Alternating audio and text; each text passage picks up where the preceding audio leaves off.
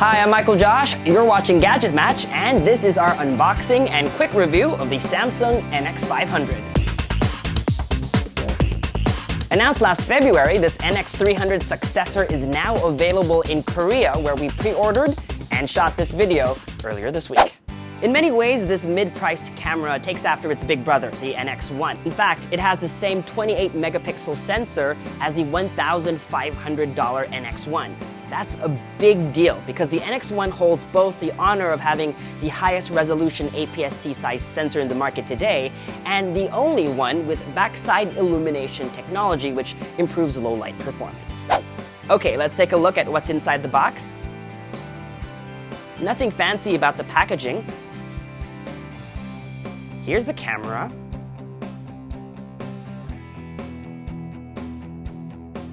And here's the 16 to 50 millimeter power zoom lens.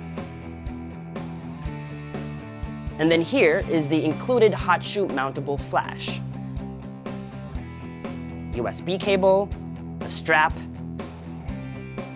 the battery, and the USB power adapter, which looks like the one they ship with their smartphones. The design of the NX500 is very similar to what we've seen from Samsung cameras since 2013, a faux leather finish, what Samsung calls modern retro. The camera has two control dials, another plus considering most similarly priced DSLR cameras usually only have one dial. Here's the mode dial with all the typical settings from auto and program to full manual.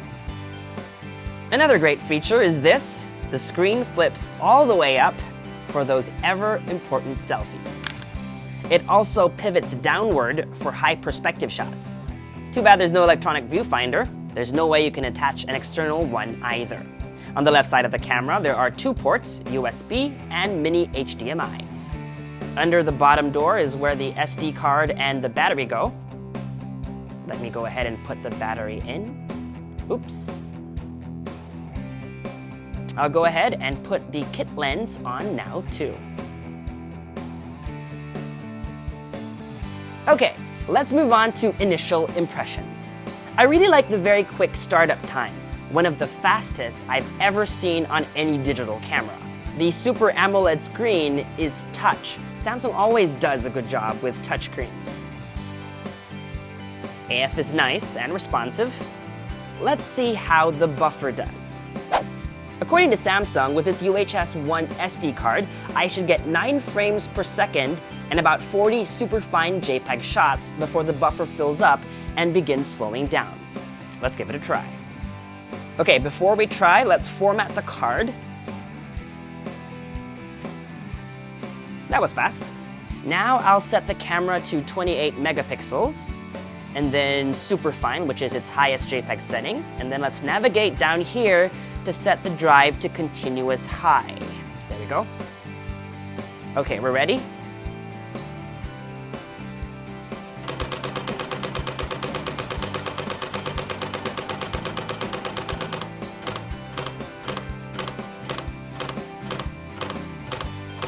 Wow, okay, let's see how many I got. Looks like we took 55 pictures. It looks like it started slowing down after 45 shots, so it works as promised.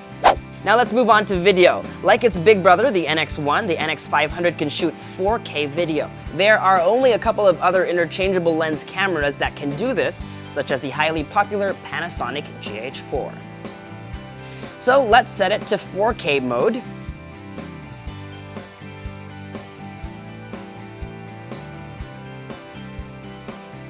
Like the NX1, I can change AF shift speed too. That's how fast it changes focus. The slower, the more cinematic. Let's also set the autofocus to tracking mode. You can see the crop when I pressed record. The tracking AF is doing quite well with Danbo here. And here is what I shot.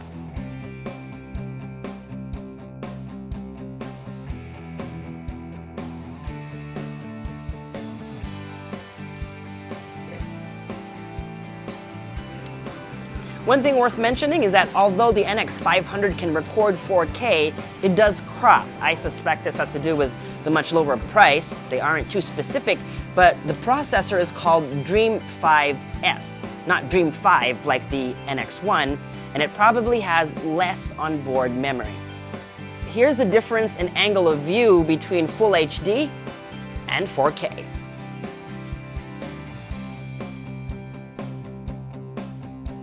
Since it's cropping in 4K, I shot this jelly roll test to see if that effect is minimized. With not too aggressive motion, it's actually not that bad at all. It does become more obvious the faster I move the camera. Not too good here though with this moving bus. Meanwhile, here are some of the shots I took using the NX500.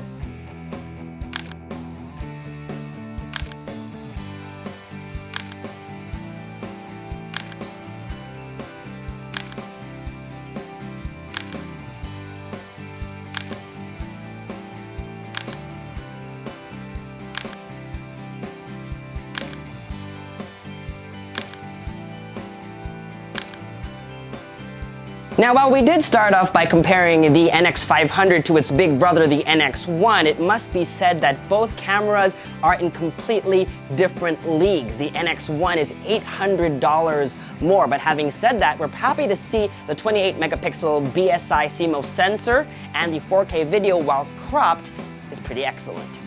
I had a lot of fun shooting with this camera. It's small, extremely fast and responsive, and takes great photos. It also has super easy to use Wi-Fi and Bluetooth.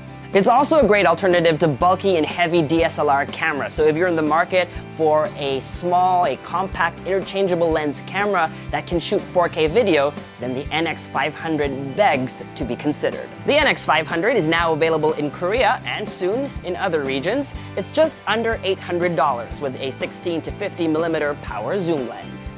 For more unboxing videos, make sure you subscribe to GadgetMatch if you haven't already. Give us a thumbs up, we always like that. And if you have any comments or questions, leave them in the comments section below. Until the next video, I'm Michael Josh, signing out.